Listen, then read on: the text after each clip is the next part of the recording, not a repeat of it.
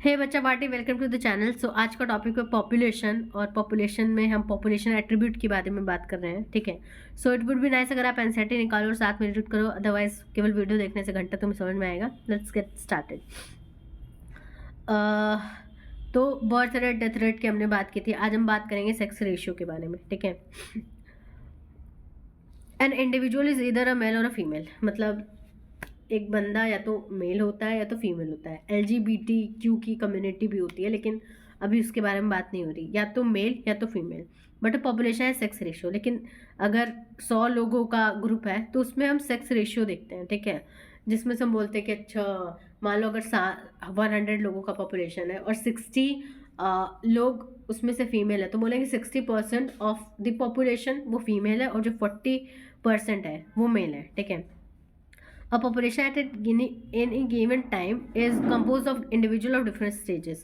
अब जैसे कोई पॉपुलेशन होता है तो उसमें अलग अलग एज के, अलग अलग उम्र के लोग शामिल होते हैं। ऐसा नहीं कि केवल 20 साल वाले ही रहेंगे, नहीं। जैसे अपनी फैमिली को ही देख लो कि उसमें कोई बच्चा होगा, कोई तुम्हारे एज का होगा, तुम्हारे पेरेंट्स होंगे, तुम्हारे दादा दादी होंगे, सब अलग अलग एज के हैं। ठीक है, तो पॉपुलेशन किसी भी टाइम में इंडिविजुअल होते हैं, उसमें अलग अलग एज के हैं। तो ये इंपॉर्टेंट लाइन हो गया। ठीक है, नीट के लिए तुम कंसिडर कर सकते हो कि डिफरेंट एज के लोग होते हैं। If the age distribution is plotted for the population, मतलब कि क्या उम्र है उसको अगर पॉपुलेशन के अगेंस्ट में ड्रॉ करें तो हमें एज पिरामिड मिलेगा। ये भी एक इंपॉर्टेंट लाइन हो जाती है नीट के लिए। For human population the age pyramid generally show age distribution of male and female. अगर हम अपनी बात करें ह्यूमन पॉपुलेशन की, तो जो एज पिरामिड होता है उसमें हम जो मेल और फीमेल होता है उसका एज किस तरह से डिस्ट्रीब्यूटेड है, मतलब कितने 10 वर्ष की लड़कियां हैं, लड़के हैं, 14 की कितने हैं, 30 की कितने, 50 की, मतलब मेल और फीमेल में बात करेंगे। The shape of the pyramid reflect the growth status of the population. अब वो पिरामिड कैसा है, मतलब वो पिरामिड ऐसा है कि वो पिरामिड आपका ये वाला बड़ा है, ये छोटा है। ठीक है, तो उससे पॉपुलेशन की स्थिति बताती है कि मतलब वो पॉपुलेशन बढ़ रहा है कि घट रहा है, क्या स्थिति है। वेदर इट इज़ ग्रोइंग, क्या वो बढ़ रहा है, स्टेबल है कि मतलब चलो ना बढ़ रहा है ना घट रहा है, या डिक्लाइनिंग है या उसका नंबर कम हो रहा है। ठीक है, तो ये इंपॉर्टेंट लाइन हो जाता है नीट के लिए फिर से, कि जो शेप ऑफ द पिरामिड है वो रिफ्लेक्ट करता है growth status of the population. वो बताता है कि या ग्रो कर रहा है, स्टेबल है, या फिर डिक्लाइन कर रहा है, यानी कि घट रहा है। ठीक है, अब जैसे यहाँ पे देख लो। ठीक है, एक्सपेंडिंग कब होगा, जब प्री रिप्रोडक्टिव वाले, यानी जो रिप्रोड्यूस अभी नहीं कर रहे, जो युवा अवस्था में, वो अगर ज़्यादा होंगे तो आपका पॉपुलेशन एक्सपेंड कर रहा है, और जो बूढ़े लोग हैं वो कम होंगे। ठीक है, स्टेबल कब होगा, जब प्री रिप्रोडक्टिव एज और रिप्रोडक्टिव एज वाले दोनों सेम ही होंगे ऑलमोस्ट। डिक्लाइनिंग कब, जब जो प्री रिप्रोडक्टिव वाला है वो एकदम कम रहेगा। ठीक है, देखो कितना कम है, तो इसका मतलब है कि जब ज़्यादा बच्चे नहीं पैदा हो रहे होंगे, इसका मतलब ये है कि युवा अवस्था में बच्चे कम जा रहे हैं। ठीक है, बुढ़े तो चलो सेम ही है, लेकिन यहाँ पे ये जो बच्चे हैं उनका नंबर बहुत ही कम है। इसमें देख लो और इसमें देख लो कितना अंतर है।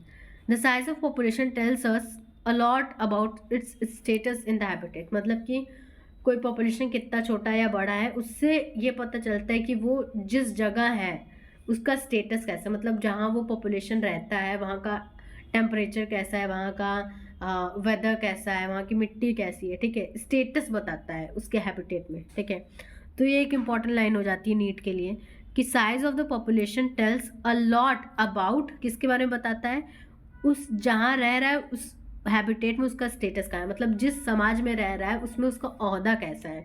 ठीक है, अच्छे से डेवलप कर पा रहा है कि नहीं कर पा रहा है, खाना पीना हो पा रहा है कि नहीं हो पा रहा है। Whatever ecological processes we wish to investigate in a population, मतलब कि कोई पॉपुलेशन है उसमें हमें इकोलॉजिकल प्रोसेसेस के बारे में स्टडी करना है, जैसे कि कंपटीशन की वजह से क्या हो रहा है। ठीक है, प्रीडेटर अगर कोई मतलब दूसरे स्पीशी को खाने वाला जानवर है, ठीक है, तो उसका इफेक्ट क्या है, पेस्टिसाइड है, ठीक है, तो उसका क्या इफेक्ट हो रहा है। We always evaluate them in terms of any change in the population size. ये सारी चीज़ों का पता लगाते हैं अगर पॉपुलेशन के साइज में कोई बदलाव होता है तब। अब साइज में बात कर रहे हैं, साइज का मतलब है कि मान लो अगर 10 से कम हो गया, ठीक है, साइज का मतलब है low as less than 10, Siberian crane at Bharatpur wetland in any year, और गो इनटू मिलियन, मतलब साइज के बारे में बात कर रहे हैं कि वो 10 से कम भी हो सकता है और अरबों खरबों में भी हो सकता है। एग्जाम्पल दिया है कि 10 से कम में, जैसे कि साइबेरियन क्रेन जो कि भरतपुर वेटलैंड में हर साल आते हैं, या फिर अरबों खरबों में एग्जाम्पल है तो कोई तालाब है उसमें क्लमीडोमोनास का कॉलोनी है, ठीक है, ग्रुप है। Population size technically called population density, वैसे तो पॉपुलेशन साइज को पॉपुलेशन डेंसिटी के टर्म में नापा जाता है जिसे एन कहते हैं। Need not necessarily be measured in numbers only. अगर हम बोल रहे हैं पॉपुलेशन डेंसिटी तो इसका मतलब है केवल नंबर नहीं कि हाँ 4 लोग हैं, अच्छा 4 लोग की पॉपुलेशन होती है, 4 से 10 हो गए, अच्छा मतलब पॉपुलेशन बढ़ गई। केवल पॉपुलेशन को नंबर से इवेलुएट करना, नंबर के थ्रू समझना बहुत गलत होगा।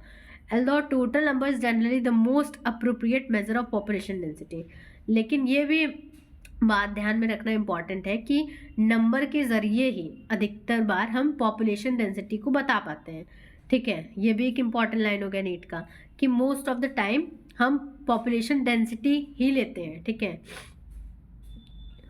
It is in some cases, कुछ केसेस में ईदर मीनिंगलेस, मतलब कुछ ऐसे केसेस होते हैं जहाँ पे नंबर का कोई वैल्यू नहीं होता, ठीक है, या फिर हम नंबर के ज़रिए बता नहीं पाते। जैसे कि मान लो बैक्टीरिया है तो बैक्टीरिया के हज़ारों अरबों खरबों में नंबर उसका बढ़ जाता है, ठीक है, थोड़े से टाइम में, तो उसको गिन पाना बहुत ही कठिन हो जाता है।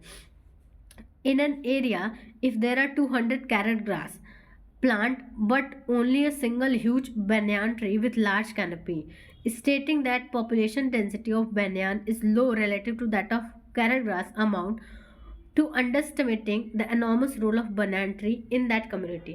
इसका मतलब ये है कि मान लो कोई जगह है, ठीक है, उसमें 200 कैरेट ग्रास के पौधे हैं, ठीक है। कैरेट ग्रास का साइंटिफिक नेम इम्पॉर्टेंट है नीट के पर्पज से, ठीक है, पार्थेनियम हिस्टेरोफोरस, ठीक है। तो बोल रहा है कोई जगह है उसमें 200 इसके पौधे हैं, लेकिन उसी जगह एक बड़ा सा सिंगल और बड़ा सा बनियान का पेड़ है। तो अगर हम ये कह रहे हैं कि ये जो पार्थेनियम है उसका पॉपुलेशन ज़्यादा है और बनियान का पॉपुलेशन कम है क्योंकि वो एक ही है, तो ये गलत होगा, क्योंकि बनियान एक ही है लेकिन वो बहुत बड़ा है, वो एक बहुत ही इम्पॉर्टेंट रोल प्ले करता है। In such cases, the percent cover or biomass is a more meaningful measure of the population size। तो इस चीज़ को टैकल करने के लिए, ठीक है, बायोमास को देखा जाता है कि कितना वो कवर कर रहा है। मान लो इस एरिया की हम बात करें, इस एरिया को ये पूरा कवर कर रहा है, ठीक है, ये बैनियान का ट्री, तो इसका बायोमास, इसका मतलब है ज़्यादा है। Total number is again not an easily adoptable measure if the population is huge. बोल रहा है कि नंबर को बताना आसान नहीं होता है अगर पॉपुलेशन का नंबर बहुत ही ज़्यादा हो और काउंटिंग इम्पॉसिबल हो जाए या फिर बहुत ही ज़्यादा समय ले रहा हो।